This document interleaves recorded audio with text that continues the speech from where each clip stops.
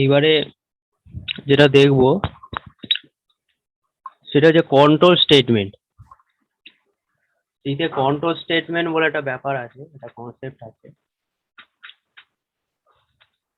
Control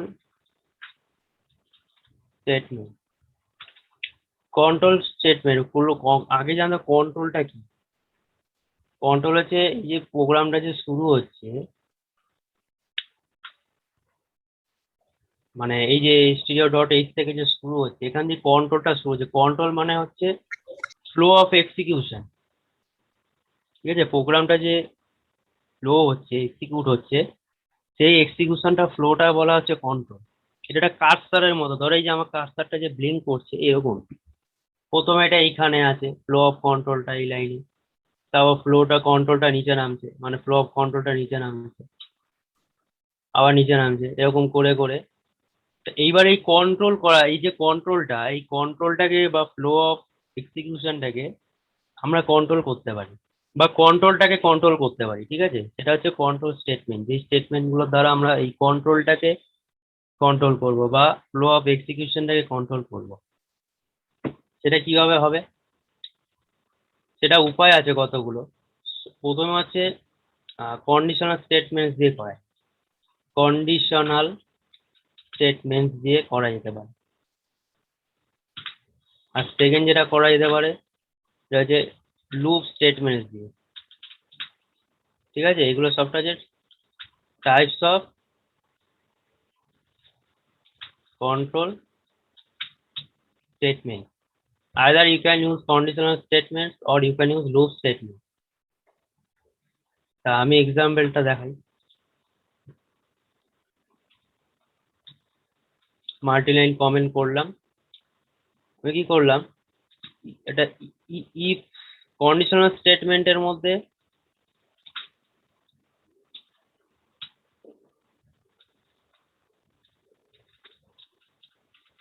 further 3 প্রকারের আছে। এটা যে ইফ স্টেটমেন্ট, এটা হচ্ছে এলস স্টেটমেন্ট, আর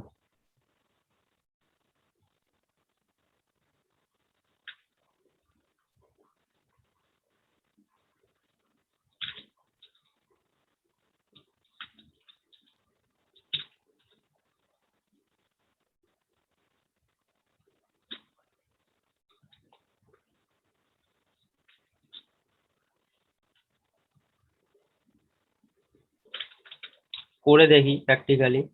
একটা ইন্টিজার নিলাম, ইন্ট n ইকুয়ালস টু 2, করলাম ইফ n ইকুয়ালস টু 2 হয়, তাহলে প্রিন্ট n is 2। ঠিক আছে, এটা আমি করে দেখি। হ্যাঁ, n is 2, এটা গেল ইফ স্টেটমেন্ট। এল স্টেটমেন্টটা হচ্ছে আমি এলসও লাগাতে পারি এর সাথে একটা।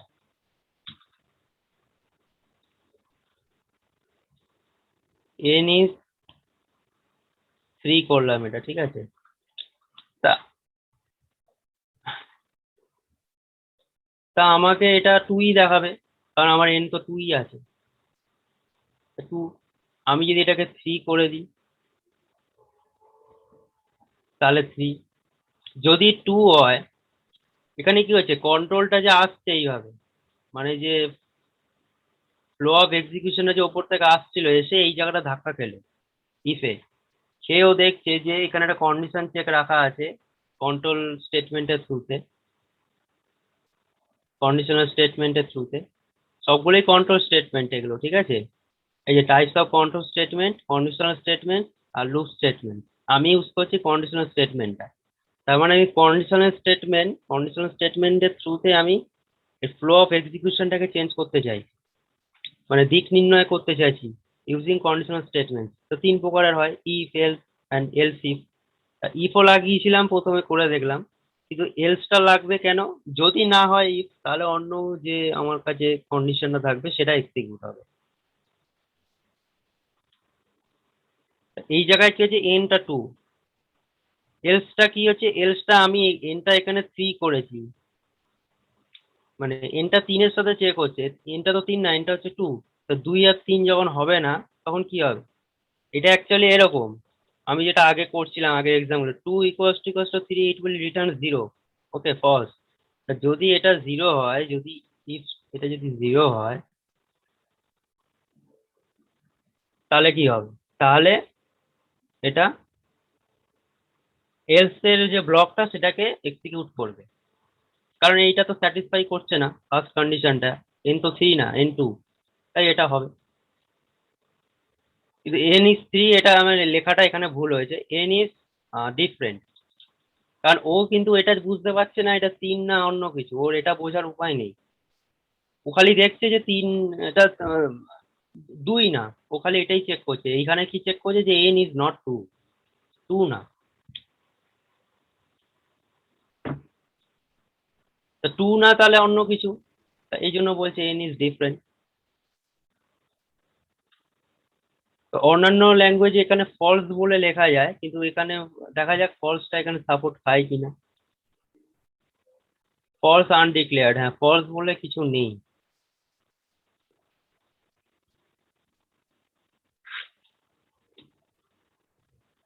জিরোটা নিচ্ছে, ঠিক আছে। জিরো মানে কি? জিরো মানে এখানে আমি বলতে চাইছি যে কন্ডিশনটা ধরেই নাও ফলস, 2 না। তা ফলস হলে কি হবে? যদি ফলস হয় কন্ডিশনটা, তাহলে তো এটা আর এক্সিকিউট করবে না, এটা একমাত্র ট্রু ব্লকের জন্য। যদি এই কন্ডিশনটা যদি ট্রু রিটার্ন করতো, মানে আমার যদি এখানে ট্রু রিটার্ন করতো, 2 ইকুয়ালস টু 2, মানে এই জিনিসটা যদি হতো, এটা মানে তো ট্রুই, 1 রিটার্ন করবে। বা আমি এটাকে যদি 1 একেবারে 1 লিখে দিই, তাহলেও ফার্স্ট ব্লকটা এক্সিকিউট হবে, মানে ফার্স্ট ব্লকটা হচ্ছে 2 এর ব্লক, আর এলসটা এটা হচ্ছে ফলস এর ব্লক। বললাম প্রোভাইডেড,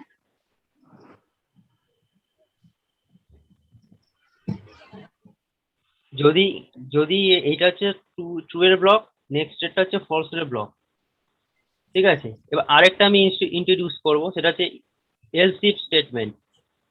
এলস ইফটা লাগিয়ে দিচ্ছি এবার, এলস ইফ,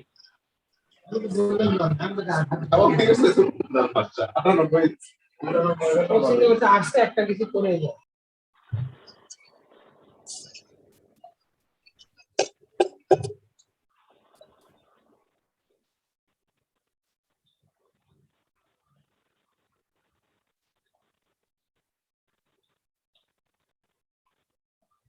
ঠিক আছে। আমি এলস ইফ এর ভেতরে চেক করব যে n ইকুয়ালস টু 3 যদি হয়, দেন আবার একটা ব্লক অফ স্টেটমেন্ট এক্সিকিউট হবে। আমি এটা করে দিলাম কি, n ইকুয়ালস টু 3 করে দিলাম। তাহলে এবার কি হবে? ফার্স্টেও চেক করবে, যদি ট্রু হয়, এখানে আমি অলরেডি 1 দিয়ে রেখেছি, তা ট্রু হলে এই ব্লকটাই চোখ বুঝে এটাই এক্সিকিউট হবে ফার্স্টটা। যদি এটা ফলস হয়, ফলস হলে এবার দেখার ও কোনটা এক্সিকিউট করবে। ফলস হলে এলস ব্লকটা এক্সিকিউট হবে, তার কারণ এখানে n ইকুয়ালস টু 3 এর একটা কন্ডিশন চেক হচ্ছে। তা এন এর তো এখানে আমি কিছু রাখিনি, এখানে আমি ডিরেক্ট আছে আইদার 0 অর ফলস। 0 হলে কেসটাই করবে, বলবে এন ইজ ডিফারেন্ট, হ্যাঁ সেটাই হচ্ছে। এখানে দেখি, এখানে যদি 1 করা যায়, তার মানে কি দাঁড়াচ্ছে, তার মানে ইফ 0 হলে, এটা যদি 0 হয়, 0 হলে ও ডিরেক্ট এখানেই চলে যাবে। আর এটা হতেও পারে, এটা এন ইজ 3 ও দেখাতে পারে, হ্যাঁ এন ইজ 3 দেখাচ্ছে, তার মানে এল সিক্সটার ঘরে, মানে এল সিক্স যেগুলো থাকবে সেগুলোতে ট্রু এর জায়গা, আর এলস যেগুলো থাকবে সেটা হচ্ছে ফলস এর জায়গা। তা এটাও যদি 0 হয়, তাহলে এন ইজ ডিফারেন্ট বলবে, ঠিক আছে। এটা হচ্ছে ইনসাইডটা, এটা হচ্ছে ভেতরে কি হচ্ছে সেইটা। আর আমি যদি এরকম এরকম করি, এন ইকুয়ালস টু 3, তাহলে ফার্স্ট ব্লকটাই এক্সিকিউট হবে। আবার আমি যদি এটাকে 3 করে দিই, আগেই ভ্যালুটা যদি চেঞ্জ করে দিই, তাহলে এন ইজ 3 বলবে। এইভাবে চেকিংটা হচ্ছে, ঠিক আছে। এই হচ্ছে কন্ডিশনাল স্টেটমেন্ট, এইভাবেই কাজ করে।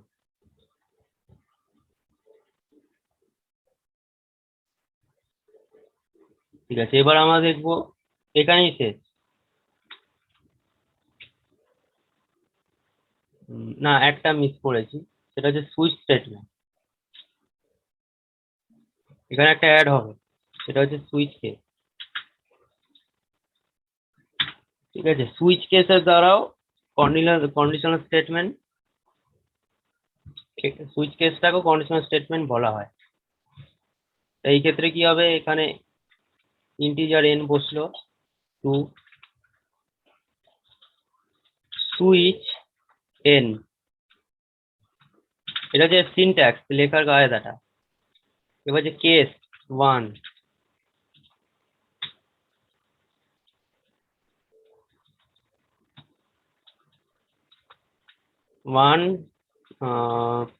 ব্লক।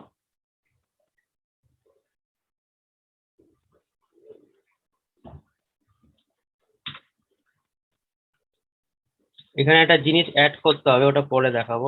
কেস 2 করে যদি করি, কেস 2 হচ্ছে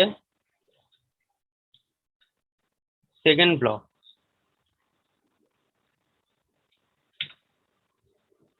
তা এখানে কি হবে, irrespective of the value given, এখন এটা 2 দেখাচ্ছে, তাই তো 2 দেখাচ্ছে মানে এটা কেস 2টা এক্সিকিউট হবে, কারণ এই n এর মধ্যে 2টা পাস হয়ে যাবে।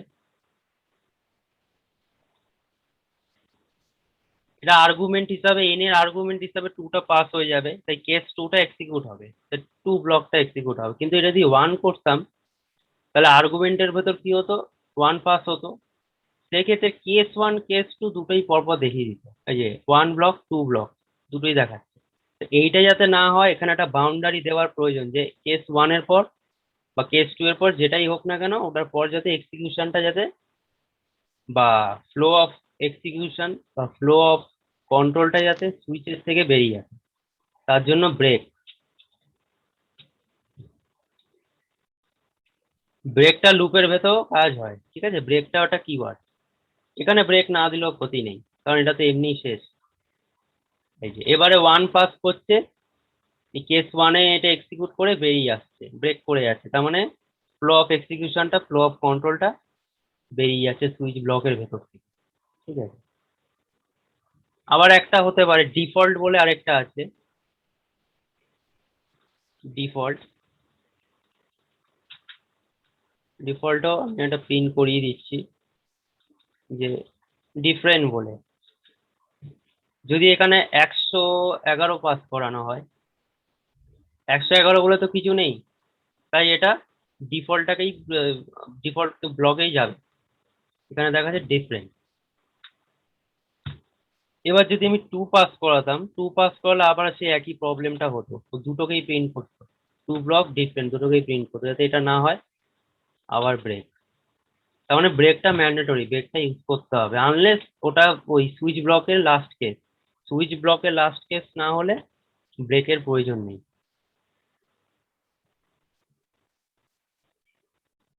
এটা যদি সুইচ ব্লকের, মানে এই যে সুইচ ব্লকটা, ঠিক আছে, এটা সুইচ, এটা একটা ফাংশন আছে, ঠিক আছে, এই ফাংশনের ভেতরের এই স্কোপটা, যেটা ফাংশনের স্কোপের ভেতরের যে লাস্ট কেসটা থাকবে, যেমনি লাস্ট কেস আগে যা ছিল হচ্ছে কেস 2টা লাস্ট ছিল, ঠিক আছে, যদি এরকম থাকে, তাহলে আর প্রয়োজন ছিল না ব্রেক, কারণ এটা করতো, করে বেরিয়ে আসতো, স্কোপের বাইরে বেরিয়ে আসতো। কিন্তু এটা যখন নয়, এই জন্য ডিফল্ট আছে, ওই জন্য এখানে ব্রেকটা দিতে হবে, কারণ আনলেস ওটা লাস্ট কেস হচ্ছে সুইচ ব্লকের, তোমাকে ইউজ করতে হবে ব্রেক স্টেটমেন্টটা বা কিওয়ার্ডটা। এটা হচ্ছে কন্ডিশনাল স্টেটমেন্ট, চারটে আছে, if statement, else statement, else if statement, আর সুইচ কেস।